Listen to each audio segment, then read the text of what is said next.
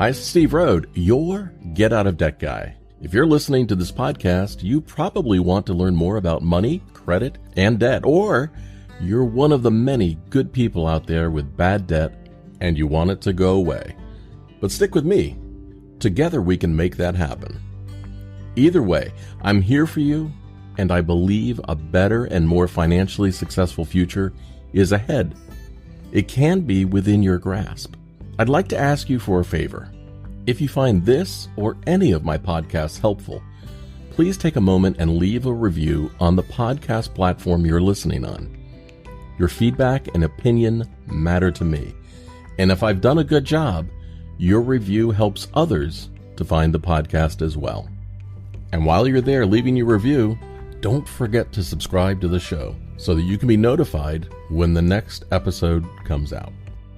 Last piece of housekeeping. If you have a question or comment you'd like to hear on an upcoming podcast, you can leave me a voice message at getoutofdebt.org/message.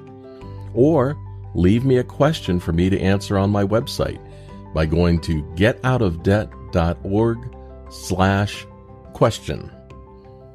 Thank you so much for being a great listener, and I'm sending you a giant virtual hug in return. And now, on with the podcast.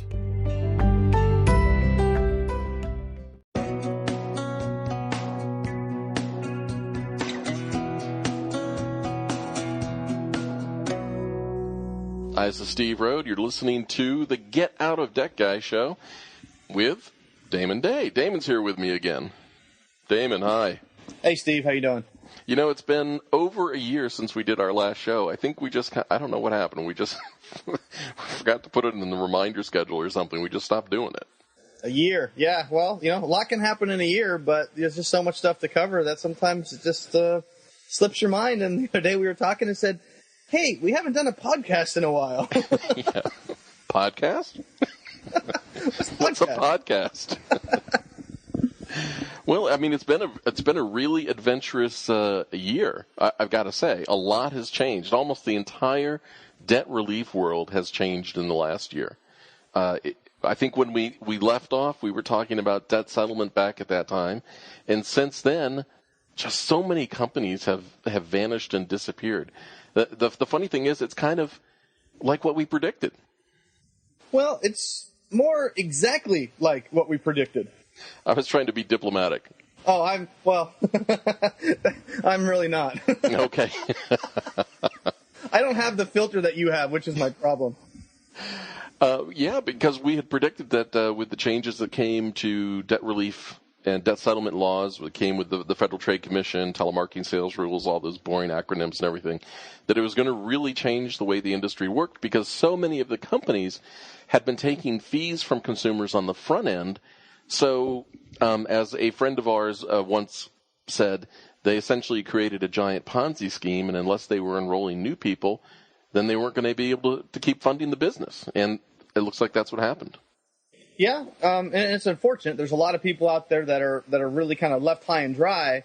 I wouldn't say so much as because of that law, though, for the most part, because a lot of these people were going to be left high and dry anyway, regardless. Because, I mean, the evidence was just blatantly obvious that had these companies been allowed to remain operating the way they were, this was just, inevitably going to happen anyway. Mm-hmm. So what are people to do now? Their companies may be folding. They may be going out of business. What's a consumer to do?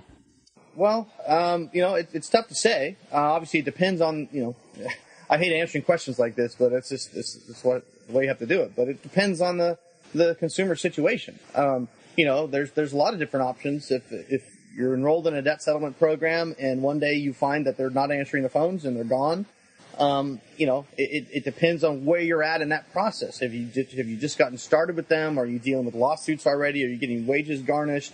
You've got several options. You might want to consult with a bankruptcy attorney at that point. You might want to go to the getoutofdebt.org website. And that's a good place to go. I mean, that would be, this is, of course, a biased opinion, but I would recommend you go there and you ask a question and say, hey, this company really screwed me. What should I do now? And then we could get a little bit more information about your situation and help hopefully point you in the right direction. Maybe you continue the settlement process moving forward, either on your own or with a coach or something like that. It really just depends on the client's overall circumstances. Well, what I've been seeing are a lot of people who had tried to save money, but most of that money was taken in advance fees. They haven't been paying their creditors, and they were paying them just a small pittance of what they actually were looking for, the creditors were looking for. And so now what you have are people who are really up against the wall. They haven't been paying. They don't have any disposable monthly income. All the money they paid before has gone to fees, and that's gone.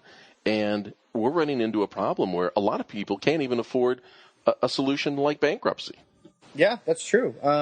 You get that a lot where, if a bankruptcy filing, unless you do it on your own, which I don't recommend, you're looking at probably at least $1,500, $2,000, for a Chapter 7.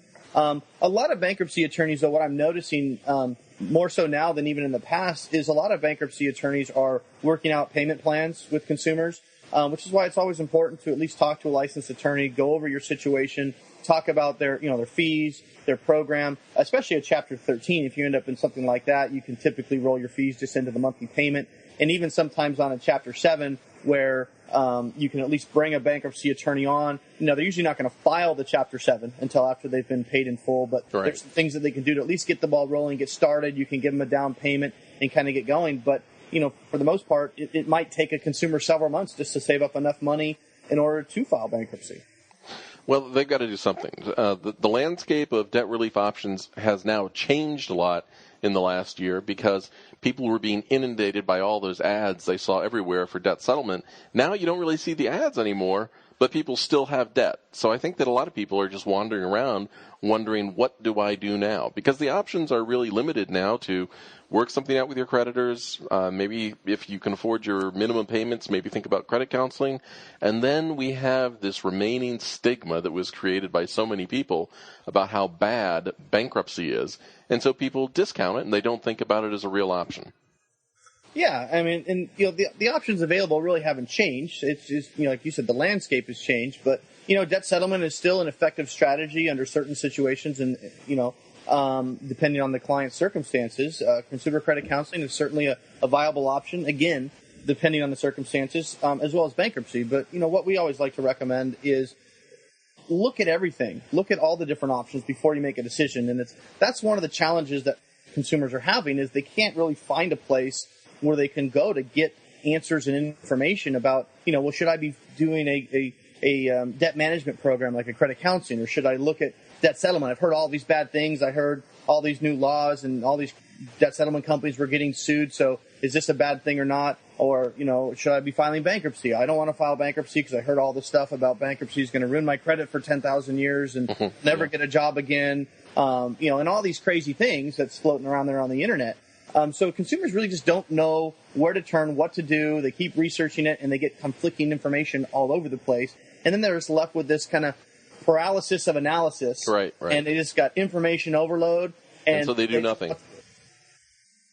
And yeah, exactly. And then a lot of times they'll do nothing, or they'll just get to the point where they're sick and tired of it, and they'll be a slick salesperson saying all the right things at the right moment, and the consumer will just finally say, okay, fine, I'm just done with this. Uncle, this guy sounds better than the other guy I talked to, so I'm just going to go with this. Well, you mentioned a classic problem of which I'm both irritates me and I'm sympathetic to at the same time, which is consumer is struggling, person is struggling, looking for solutions.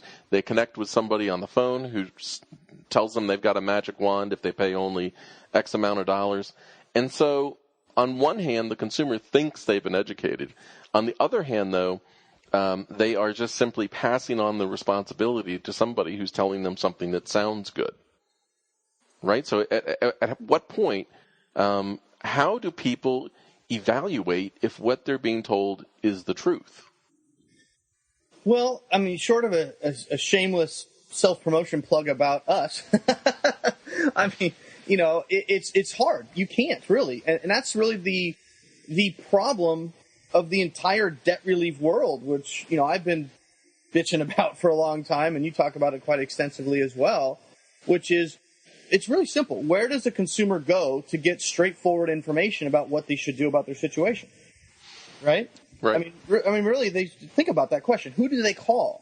Do they call a credit counselor? They're the one. They're supposed to be the quote unquote non-profit. We're just here to help you. But at the end of the day, and not to disparage credit counselors, it's their business. They sell credit counseling.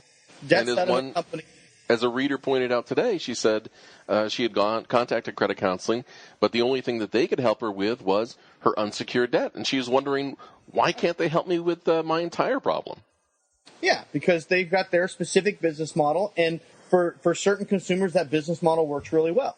For other consumers, it doesn't. They're not in the same kind of circumstances. But the problem is, you call these numbers, you're getting a free consultation. And so for the most part, and there's always exceptions to every rule, but for the most part, a consumer is going to end up on the phone with somebody who's been tasked with selling this product to whoever calls this phone, right? Right.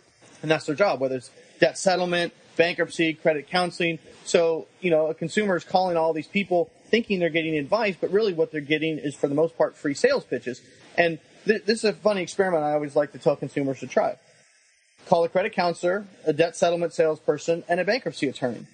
And see if any of them tell you the same thing, because you're going to get 3 different answers from 3 different places, usually tied to what it is that they sell. That's so it's kind of like going to a Honda dealer and expecting the salesman to tell you that Toyotas are better cars and you can buy a Toyota.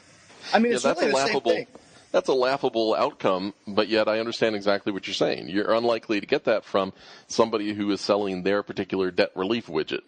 Yeah, like if you go to a Honda dealer and let's say you don't even know. Here's the problem. Most consumers are in a situation where they don't know what to do. It's not like they're at a point where they want to shop around debt settlement companies because they know for sure debt settlement is the right strategy.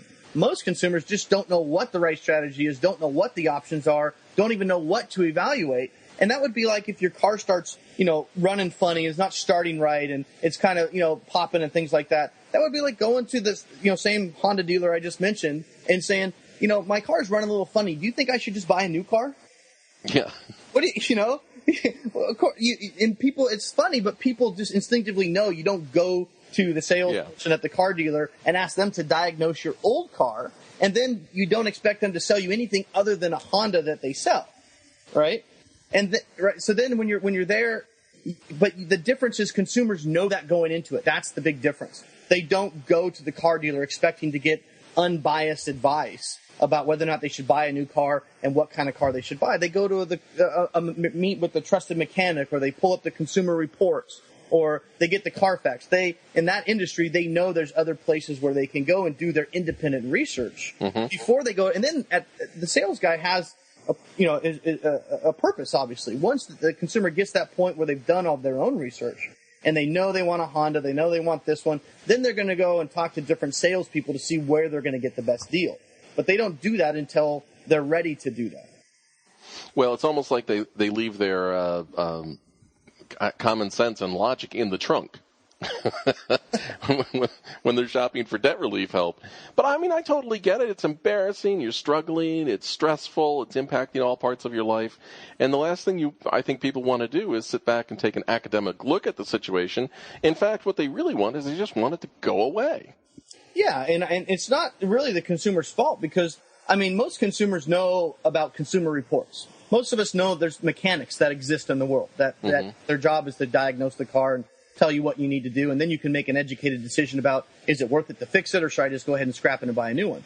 But in the debt relief space, where are the mechanics, right? Where's the Consumer Reports on all this debt relief stuff? It just doesn't exist. And unfortunately, the reason it doesn't exist for the most part is that it's not profitable.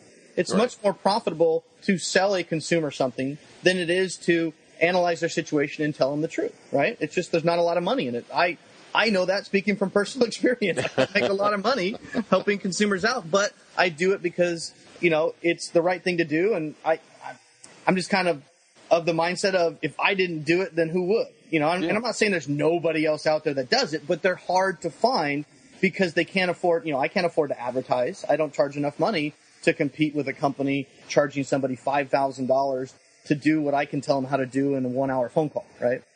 Well, yeah. Plus, you charge somebody $5,000 to borrow their watch and tell them what time it is. Some people are going to get upset about that. Yeah. So well, anyway, I guess you're right. I mean, a shameless plug is that on the getoutofdebt.org website, that's essentially what we do. People write in and ask questions about their situation, and we just try to point them in the right direction to get them headed to asking some good questions. And, as I always tell people, just go out and get educated. Don't make a decision. Don't feel compelled that you have to jump to do something. Let's get informed and educated, and then you can make the best decision for you. Yeah, and one of the things that they're going to find when they go to our site is we always like to give different options, and we always say, check out this, check out this, check out this, or here's the reason why this is not going to work, so you really should focus your time on researching this. And we never say, oh, call this guy and don't call anybody else. And that's one of the big things that we do is we always say, compare it. Here's what we think you should do. Take a look at that, and then compare it to whatever, some of the other things that you're looking at. And that's what's really going to stand out to most consumers when they're on our site, because when they're talking to a lot of these sales guys, when's the last time a debt settlement salesman said, well, here's some other good competitors that actually charge less than us. They've got a better track record. They've got a better rating with the BBB. And honestly, they're a lot better company. I think you should compare their service with ours and then make the best decision for you, right? Yeah, that would be that guy's last day. Exactly. What they're doing is they got a fish on the hook. They got you, thinking, okay, I might do this, and then they're going to hound you and hound you and hound you. And here's a tip. If the debt settlement sales guy is calling you more than your creditors are calling you, there's probably some other motivation there other than just really wanting to help you out. Yeah, I don't know anybody who really wants to help you out that hounds you so much. I get that all the time from clients that call me and say, man, I talked to a couple debt settlement companies, and now my phone is ringing off the hook. They won't leave me alone. And it's because they're afraid you're going to do some more research and find out that what they're offering just might not be the best option for you, and then they're going to lose that sale, because that's really what it is for them. It's a sale. You bring up a good point. I can't think of any time when I've heard somebody say that they contacted any debt relief provider, debt settlement, credit counseling, and who ever said, please call our competitors and shop us around. Well, yeah, and because, think about it like this, okay? We're talking about debt settlement today, but think about it like this. If you had the time to do this, and you called 100 debt settlement companies, if there's even 100 left. Yeah. But if you called 100 debt settlement companies, what are the chances that every single one of those guys or gals would say that whether or not they need debt settlement or not, would probably say, okay, debt settlement's going to fit. But if they got to that point, would say, our company is the best option for you, and let me tell you why. Mm-hmm. Right? All 100 of them. So we know from common sense that some of those are going to be bad. Most of them are going to be bad, or at least not the best option. Some of them might be outright scams where they know they're not going to get much done for you and try to take your money up front, which some of these companies still do. But clearly, not all of them could be the best, right? But they're all going to tell you they're the best. So how is a consumer supposed to evaluate that information? Again, it's like going to the Honda dealer and expecting them to say, you know what, the Toyotas and the Kias are really awesome this year. They've got a much better 5-star crash ratings than we do. And honestly, we charge too much. And this car that's coming out, there's been a lot of problems with it. There's a lot of recalls. I really think these other cars are better for you and your family. You should go to the dealer across the street and buy a car from him. So at some point, it's a leap of faith. Yeah. Right? Because it's impossible for anybody to go around and checking all those things. Absolutely. They just can't. And that's why this industry, it's so easy to rip people off. It's so easy. Because it's not like you have one or two companies that are sleazy companies and all these other companies are great. So it makes it easy to say, wow, these guys are clearly bad.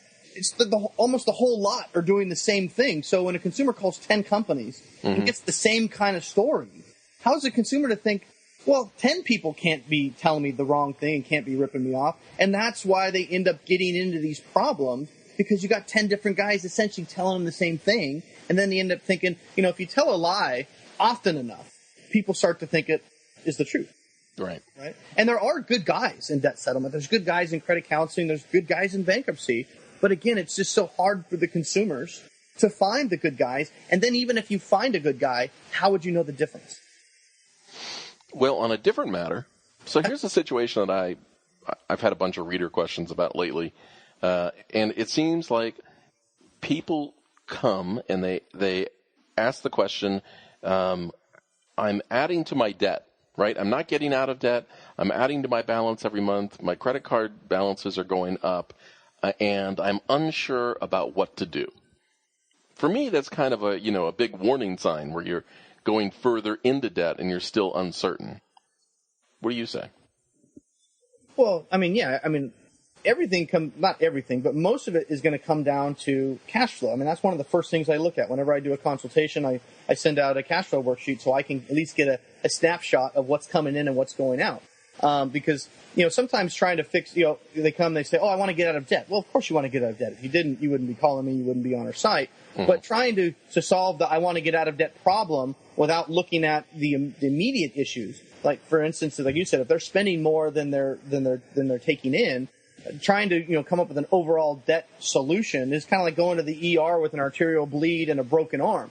Who cares about the broken arm? We got to stop the bleeding first. So we have to look at, why are you overspending? Or do you have a temporary cutback in your job? Do you have the ability to make some extra money? Are you just thinking that you're richer than you are, essentially because you've got these credit cards and you're robbing Peter to pay Paul, so you're living beyond your means? We have to first figure out what that problem is, because at the end of the day, the consumer is not the federal government, right? So they don't have the ability just to print money when they need it. And they can only borrow for so long. And once they max out their credit cards, that whole game is going to be up. And usually when I get the phone call is when they're about there, where they're about right. maxed out on their credit cards. And now they're in a situation where they're saying, oh my gosh, next month, I don't have enough money to get all these bills paid. So now we're talking about a situation of, what are we not going to pay? So that's when you want to get proactive, and that's usually when you start looking into some strategies like a settlement or a bankruptcy or something like that, because when you're maxed out on your credit cards and you've got less coming in than you've got going out, usually the first thing that gets cut is the $1,000 a month you're paying on minimum payments on your credit card, and your budget's showing that you could really only afford $400 or $500, if that. We have to address that and see where it is that we can cut. Yeah, and the other thing you see a lot is people who were slowly draining whatever money they had until they reached that magic point where they just knew it was hitting the fan and they had no options. Oh, and that's the one that kills me the most, is when I get the call that says, well, I drained my 401k, I drained my retirement, I drained my savings, just paying these minimum payments, seeing that the cliff was coming and getting closer and closer and closer. And unfortunately, most consumers are just hardwired. Oh, I borrowed the money, I have to pay it back, which is, I believe that, of course, too. I understand that, yeah. But when they're charging you 30% and you're calling them up and you're asking them for help and they're not willing to help you, the main point that I'd like to get across on this subject would be, when you notice the problem, get help. Don't wait until you're out of money, because you have a lot more options available to you to deal with this when you have savings, when you have potential money in a retirement account. Don't wait until you're completely out of money and you call me and you say, next week I've got bills coming due and I have absolutely no way to pay them. Now, there's still potential options there, so still call me, but if you could call me 6 months prior, I'd have a lot more options for you, because I can't wave a magic wand and just make stuff happen, right? I have to work, with the cards that the consumer has been dealt. So, if you call me before you're on the river, right, and you're all in on a major bluff, I can help you a lot more. Right. Well, a lot of people, when they wait till those last minutes, they're almost completely out of options. It's always painful when somebody comes and they're a month away from being homeless. And yet, the number one thing is they don't want to lose their car or take their kid out of private school or get foreclosed on. Yeah. Yeah, and you mentioned this at the top of the call, too, where we're starting to see a lot more people that they're at a point where they don't even have the cash to afford a bankruptcy attorney. Well, hey, at least they got us. Yeah. Well, again, it never hurts to have the information, even if that is the temporary solution. The solution might be, look, there's nothing you can do right now. You can't even afford to file bankruptcy, but at least we can look at the option and say, well, the good news is at least you've got money coming in or whatever the situation is, and here's the things that we're going to have to actively cut out. And it might be, look, you have to stop making payments on these credit cards. And that might be a big mental block for a lot of people. And I've had that before. They say, well, I can't stop making payments. Why not? Well, my credit. Okay, we're beyond the credit at this point. Right now we're talking about survival. Cash is king. We want to make sure we keep a roof over your head, food on the table. We can deal with the credit cards down the road. But right now, you've got $3,000 in minimum payments on your credit cards. You can't pay them this month. You're going to have to let them go because you're going to, number one, you don't have $3,000. And if you did, you'd be behind on your mortgage or your rent, or you wouldn't have any food. And then we have to push that off and deal with that down the road. Whether that means a settlement down the road or a bankruptcy down the road is really going to be dependent on what your next 6 to 12 months looks like, right? And that's the other reason, too, why, selling a specific debt relief widget a lot of times doesn't make a lot of sense, because often the best advice is don't do anything except free up your cash flow by letting these things go, and let's see what happens at work. It's especially if they're self-employed. I think I'm going to get this big job. I think I'm going to get this contract. This might happen. This might happen. Okay, well, we know for sure what we know today is you can't pay these. So we're going to have to let these go. Should we do debt settlement or bankruptcy? That depends on whether you get that big job or you get that contract. Yeah, you can draw a line in the sand, and you can make a decision at some point in the near future, but you don't have to make it right now. Absolutely. Make a decision in real time. If we let these things go and we go 12 months and that big contract still never came through and you're still just getting by, getting enough to put food on the table, and now you're 12 months behind on your credit cards, you know what? That settlement doesn't make a lot of sense in that kind of situation, right? But even though you don't want to file bankruptcy, at least, maybe we gave you got 12 months to try to make it work to avoid it, but in the end we couldn't avoid it. And then you file bankruptcy.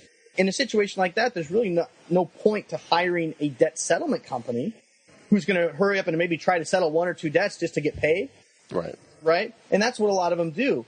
And we didn't get a chance to get into that. I'm not sure how much time we have left on this call. We have 4 minutes and 33 seconds. So we might not have a lot of time, but I did really want to talk about the changes in the debt settlement, the ways that these companies are doing debt settlement because of that new law that prevents them from charging these fees up front. Do we have time to get into that or no? Sure.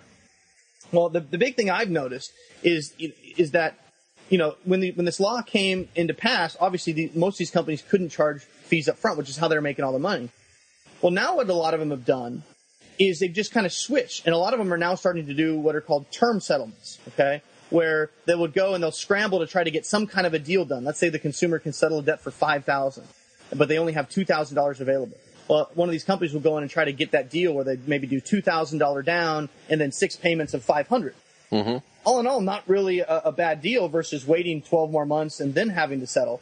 But what's happening now is these companies are now still focused on getting paid versus making sure the consumer is getting a good solution. And now that they can't get paid until they get the deals, now they're scrambling to get these deals done. Whereas before, they would wait 12 months, 18 months before they did anything because they just wanted to collect their fees. Now they can't get their fees. So you might think, well, what's so bad about that? These companies are running in to get deals done as quickly as possible. Seems like a good thing. Well, yeah, the bad part is these deals that they're getting, now what they've done is most of these guys have raised their fees, so now some of them are charging 25, 30% of your debt, which is a huge amount of money, and then they're rushing in to get these deals, and sometimes these deals aren't very good because these settlement companies are charging you based on your overall debt. So what do they care if they get a 50% settlement, where if they wait longer, they could get a 35% settlement? Right. They're just trying to get their fee as fast as possible. They'll just take the settlement so they can have some agreement, so they can get you on that payment plan, and now they can start sucking that fee out for that agreement. So they're just rushing to get those fees. And if you're in a situation where bankruptcy really makes the most sense, does it really help the consumer to maybe get 2 settlements up front done for them, suck these out? 2 out of 10. Yeah, and then they realize there's no way it's going to work. They don't have the rest of the money, and then they go file bankruptcy. Well, what benefit was that to the consumer? They just maybe paid $1,000 in fees to wait 12 months and get sucked out all the money. Now they're in a situation where maybe they're getting sued, potentially getting garnished, and need to file bankruptcy, but they never saved any money because it all went to the debt settlement company that rushed in to get 1 or 2 settlements before the money was gone. And that's how a lot of these companies are looking at this right now. So they're still just as dangerous as they were when they were charging the money up front. Well, there is no magic wand, there is no magic solution, and the fear of what's going to happen to your credit is often way overblown. Credit is easy to rebuild, actually, and we've got to deal with the underlying situation. A reader asked me just at the end of last week. She came to me and said that her financial problems were the result of too much shopping, and I asked her, why she shopped. Because in a situation like that, the problem is 90% about the underlying issues and 10% about dealing with the debt. Yeah. And unfortunately, a lot of debt relief companies never look at it that way.